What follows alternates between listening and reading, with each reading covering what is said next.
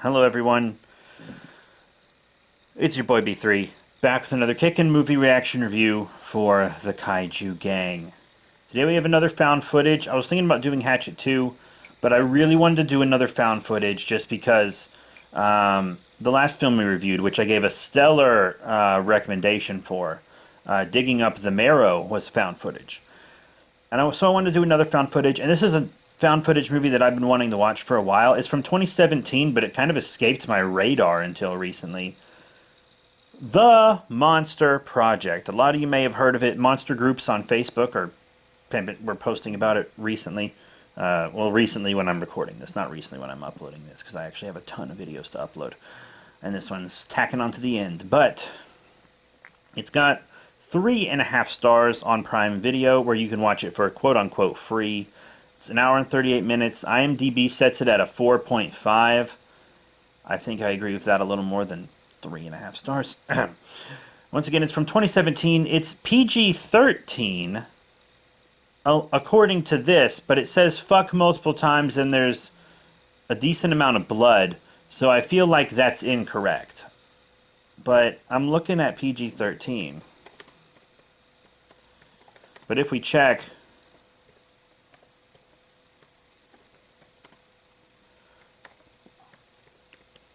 If we check Yahoo...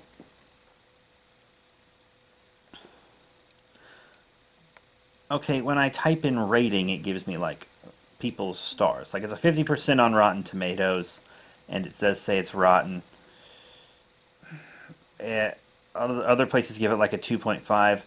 And I gotta say, for someone who loves monsters more than anything in this world, for someone who thinks found footage is a great format. I love found footage. I adore it. I watch all the found footage movies I can. I skip a lot of the just ghost ones because I don't like ghosts. I don't think they're scary.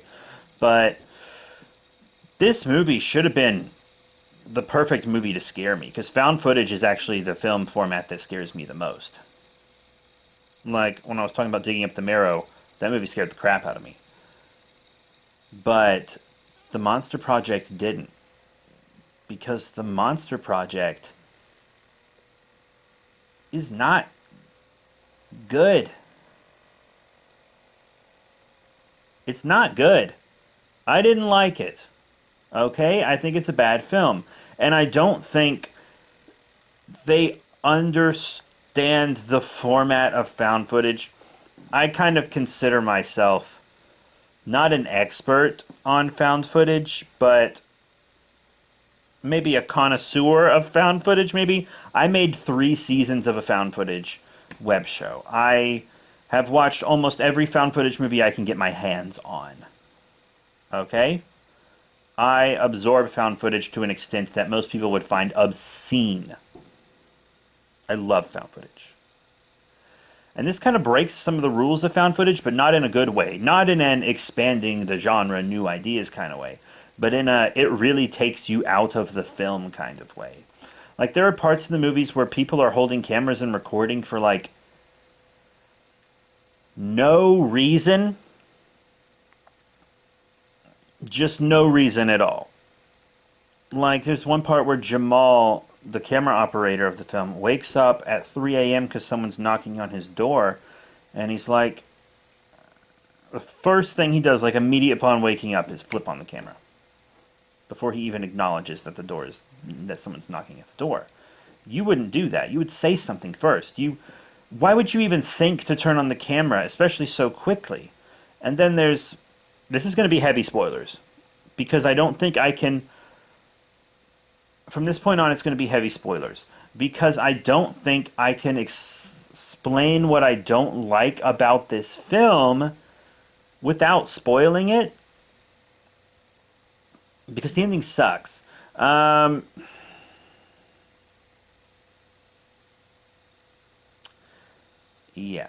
So,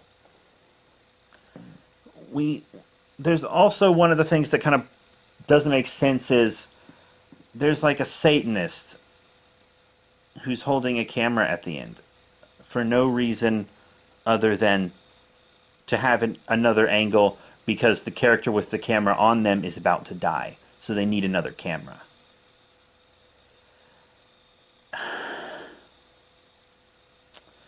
we also get shots that don't make sense. Like, early on in the film, they talk to a reservation officer, and he has a body cam on. Somehow that body cam footage is in the film. At the end, when he comes in for an interview, because he's a Navajo skinwalker, aka werewolf, just the Native American version of a werewolf, he has a body cam on him still, which doesn't make sense because he's obviously off duty. So why does he have a body cam on? And even if he was, like, because his duty is on a reservation. So, like, he's not a regular cop. And also, why does he have the body cam on him for this interview? Why does he have it turned on, even if it's on here? I can understand just leaving work and having it on, but still recording? I don't think so, bud. I really don't think so. And I understand how they... Because the whole time I was watching it, and I was like, how am I seeing this point of view? But eventually, it does seem that the camera could have been collected at the end. But why am I seeing that point of view? It doesn't make sense. It doesn't make sense. And I know a lot of you can be like, oh, it doesn't make sense why characters would be using the camera and stuff while these events are happening anyways, which is kind of something people say to make fun of found footage movies. But it's really not that strange. As someone who's been a camera operator, like, when the camera is your life, the camera is your life. People, also just people in the modern day, record everything they do. When a disaster happens, what's the first thing people do? They pull out their fucking cell phones and they record it. So when there's something bad happening in found footage, it makes sense that people would actually still be recording it. If you think about it, and you really think about it, and you think about the type of the people that have the camera, and the fact that lots of these situations are ones where people wouldn't believe them anyways, and the fact that just camera culture is what we live in. We live in a time where you're literally almost always on camera or being recorded in some fashion. It does make sense.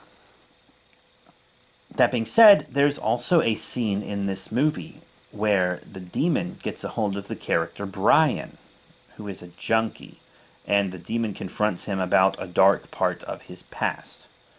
And it's a dream sequence. And we see the dream sequence. Why? That doesn't make sense. Was the dream sequence that happened in his mind and soul recorded on camera?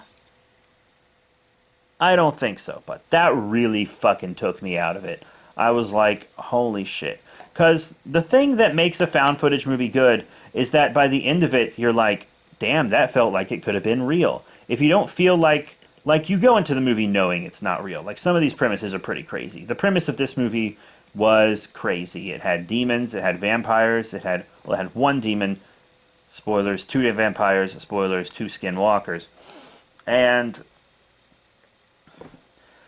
a cult of Satanists as well, which isn't promoted in the film. That's kind of a little surprise, but it's not a very good surprise. And it's very heavily foreshadowed. I knew something was up. I could tell that it wasn't on the up and up before they entered the house. Because there were way too many clues. The boarded up windows being pointed out. If they would have just had a shot of the boarded windows and not said anything, I think that would have been more subtle foreshadowing. They repeatedly pointed out all the security cameras around the place, which seemed weird and unnecessary. And then there was this very heavy line drop about a satanic cult using the place. And it doesn't make sense that the character who said that said it. The man who's renting them the house said that. And it doesn't make sense that he said that because he's in the damn cult. He's the current leader of the cult. And spoiler alert, the character who started the documentary is also in the cult. And the whole point of this is that he wants Okay, so check this out. He needs 2 human sacrifices: the sacrifice of someone possessed by a demon, a sacrifice of a vampire, and a sacrifice of a werewolf. He has to put them all in a pentagram. That's 5 points. Demon, skinwalker, vampire, 2 humans. And then the third human, who is a devout Christian. Brian, the real main character. For the first act, the main characters are Jamal and Devin. Devin is the traitor. Jamal is the camera operator. Jamal is kind of a black stereotype. Jamal is even a black stereotype name at this point. Like, a lot of the times when people just want to name a black character, like Jamal is the default. It's a little weird. Might not be necessarily racist, but it's a little weird. And then Jamal gets, like, taken by the skinwalker, right? Then they find him alive, which we didn't expect because there was blood and everything. And then Jamal makes this joke where he's like, hey, I guess the black guy's not dying first this time. And then guess who the first victim was? The black guy, Jamal. You fake out him being the first to die, make a joke about how the black person's usually the first to die, and then kill the black person first. When he made that joke, I was like, no one's dead yet, so you could still be the first to die. That's the first thing I thought. Just as like a funny commentary to myself. Not as an actual complaint against the film. Just a funny commentary to myself. And then he was the first to die, and I was like, that's fucking weird. That's fucking stupid. I don't like this movie. It's also got some bad CG that really takes you out of it. Found footage's movies' effects need to be believable. They need to be quite believable. Like, the demon face was kind of uncanny valley. It never really looked right, but there was one scene where Shinori, the girl possessed by the demon, like falls onto her back and starts doing like a crawl, like a contortionist crawl. And the demon face isn't moving with the head while the head is swaying back and forth during the crawl. So the demon face is sitting still and the head's doing like this a little bit. So the face isn't moving right. And that really fucking took me out of it. And then there are 2 CGI scenes with the skinwalker that look bad. When his snout is growing, that looks bad. When he was first transforming and like his back was breaking, you know, the classic werewolf back breaking, kind of getting more feral, that looked good. He turned around, his face was monstrous. That looked pretty damn good. And his full transformation, the full skinwalker suit, looks quite good. He's a very good looking skinwalker.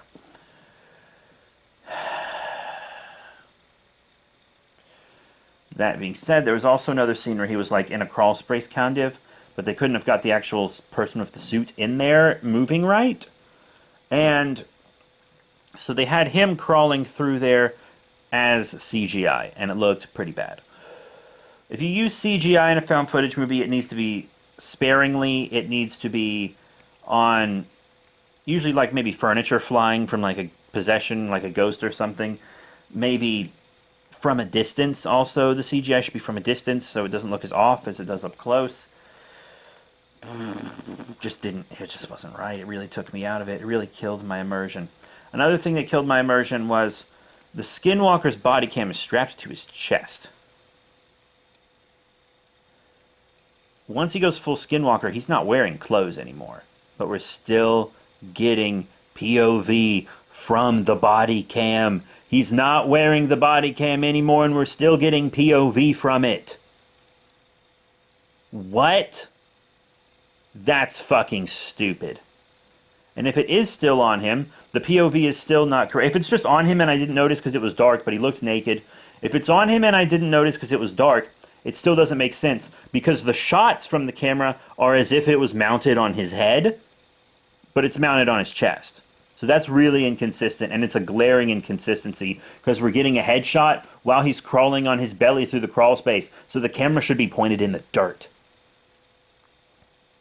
Some of these things are, I know I'm being really specific with examples, which makes it feel nitpicky, but it's not because there are so many examples. I liked the thing where the camera kind of messed up when the demon was being real active. That was real marble hornets. I do enjoy that in a found footage movie. I like the camera kind of messing up. I think that's cool. But now let's talk about the final parts of the film. So, Devin, I already forgot his name. Devin, I think, the white dude. There were two white dudes, but Devin and Jamal, they stop being the main characters, and Brian kind of becomes the main character. And then at the end of the movie, they find out they were all set up by Satanists and locked in this house so that this ritual could go on. The ritual was way too specific. That's another thing I forgot to mention earlier. You needed... in order for the ritual to work, everyone has to die except Brian. Right? So 2 humans and 3 monsters have to die. But the monsters should all pretty easily be able to kill the humans. And the monsters seemed to have no real interest in killing each other. Like, there was a part where the demon and the skinwalker were, like, side by side attacking people. And it's like... So the monsters don't really seem to have any interest in each other. It would have been nice to see one of the monsters fight another. I think the demon versus vampire would have been pretty cool. I also don't like the look of the vampire. I felt it needed a little more, I think. I don't know. Man, you know what? I'll take that back. The vampire was fine. The vampire was fine. It was the most minimal monster. I think it was fine. So, we get all the monsters killed and 2 of the humans killed. And Brian lives, which is specifically exactly what was supposed to happen. But the most likely thing to occur would probably be that the monsters kill the humans, and then most, if not all, of the monsters just escape the house because they're boarded in. But all these monsters have super strength. Every single one of them. We see the Skinwalker break down more than one door. Like, we see him bust through stuff. The vampire's throwing people around. The demon is, like, destroying furniture and stuff with its mind. The monsters could have gotten out at literally any point. Literally any point. And then Brian had to be taken alive. Brian, the guy who was, spoilers, literally high on pills while this was happening, had to be the one to make it out alive. Fucking shitty plan, dude. Shitty fucking plan, dude. Terrible fucking plan. And then they have to kill Brian as he witnesses, this is a huge spoiler, the rising of the Antichrist. Apparently this whole documentary was a setup to get sacrifices to bring about the fucking Antichrist. Devin is part of a ritual where he drinks Christian blood with these monsters around him in a pentagram while people chant, and he turns into the Antichrist. It's just too out there. It's not... Like, when these films end, it kind of needs to end on a note where the world is basically the same. These people's lives may not be the same, but the world itself is basically the same. So that you can feel like, oh, maybe it really happened, because it ends on a note where it wouldn't change the entire world. So the found footage is like different. It's chill. This just happened to these people. It's like an isolated incident.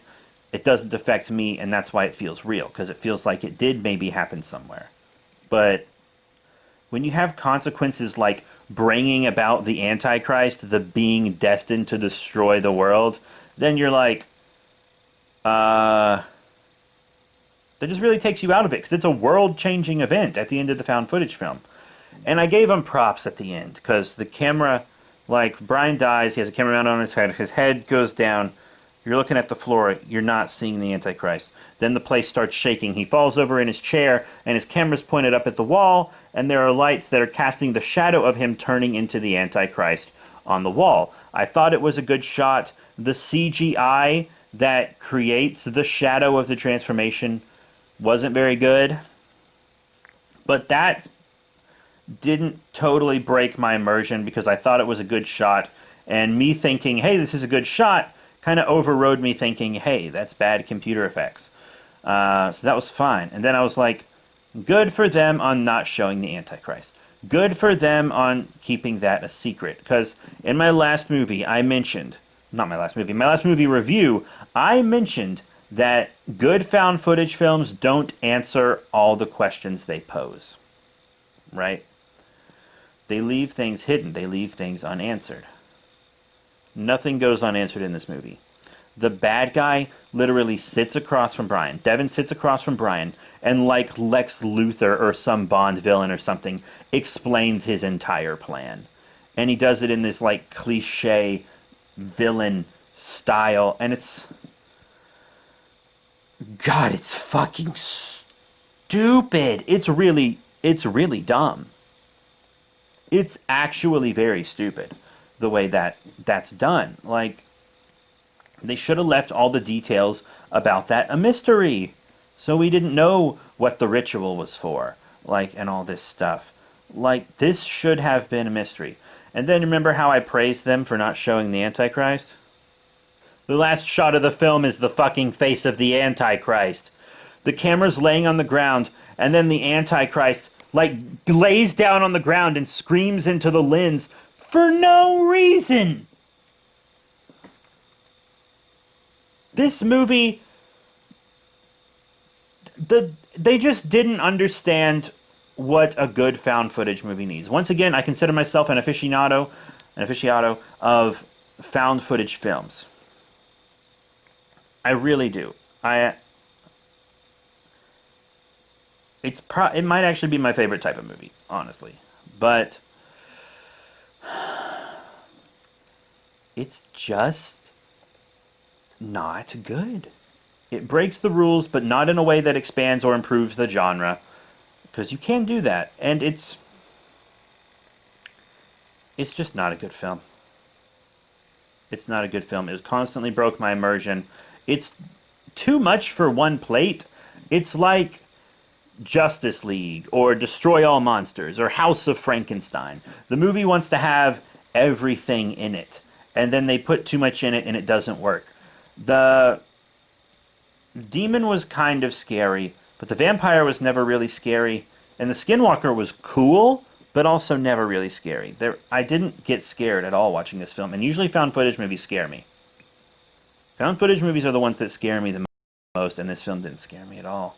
All the scares were really predictable, and all the jokes fell flat. There were a lot of jokes in this film.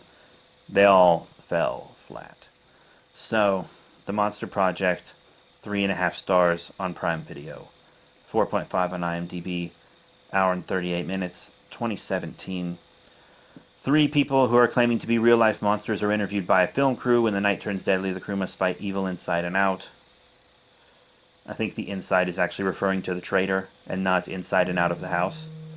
My friend's calling me, but let me finish this review. Directed by Victor Mathieu, starring Toby Hemingway, Justin Bruning, Muriel Zucker. Is her character's name her real name? Never mind. It's horror. It does have subtitles. I needed to use subtitles because Brian speaks very softly and it's hard to hear him. And it's hard to hear Shinori sometimes too. Supporting actors James Evans, Yvonne Zima, Stephen Flores, and Shiori. I guess they used her name again. And Steven, I think, was the other guy's actual name. I think they use a lot of people's real names, which is fine, because I actually did that in my found footage series too. And Shiori Idata. Producers Victor Mathieu, Philip Sabal, Corbin Billings, Mike Birkenbein. Studio Epic Pictures, which I think is a dumb name for a studio. Then again, I'm B3 Productions, so that's not very good either. But yeah, and I'm actually looking at reviews right now, and people seem to agree with me. Like, the title of this review is, the movie was so much fun until the last 5 minutes. This one says, great first half that devolves into poorly lit, shaky cam cliche fest. Yeah, I agree with those. That's about right. Good beginning, bad end. First half of the movie is fine. It's pretty standard. Second half of the movie sucks. And also, they're all kind of unprofessional. Like, the only character that's really a professional... They all do filmmaking for a living. But the one who's really... The only professional is Muriel. She takes her directing very seriously. She knows what she's talking about. Brian is doing drugs on set. I know he's an addict, and addicts are to be pitied. But it's still not very professional. And then you have Jamal, the camera operator. He's constantly forgetting to charge the batteries. He leaves equipment in the car. He records... Like, there are several times in the film where he's just recording the moon for, like, several minutes. And people have to go to him and be like, hey, why are you recording? This is why we never have battery life, because you just record the sky. You're not doing anything. And Jamal also never shuts up, which is... Camera operators are supposed to be quiet. Camera operators are supposed to be quiet. Jamal is the loudest person in this movie. He talks, I think, the most out of anybody. And the camera operator should talk the least out of anybody. Absolutely, he should. And then, of course, you had Devin, who just didn't really care about anything. And he was using people, and he wasn't paying people what they were supposed to be. He was also being very unprofessional, which makes sense because it was never about making a movie to him. It was always about killing people and becoming the Antichrist. And this complaint's pretty whatever, but who compiled all this footage and edited it together? Did the Satanists do it as a documentary to their reign? Because you had to get cameras for multiple days, from multiple people. Like, there had to be at least a dozen cameras recording, and they got footage from all of them. And who edited this together? Who found this footage? The Satanists took it all. The Satanists put this together and release it? Weird. So that's it. I gotta call my friend back. We're actually gonna do a live stream about Trump. This is going up way after that live stream. But thank you all very much for your support. Remember to rate, comment, and subscribe. Check out all the cool links in the description below, Facebook, Twitter, etc. And I'll see you all next time.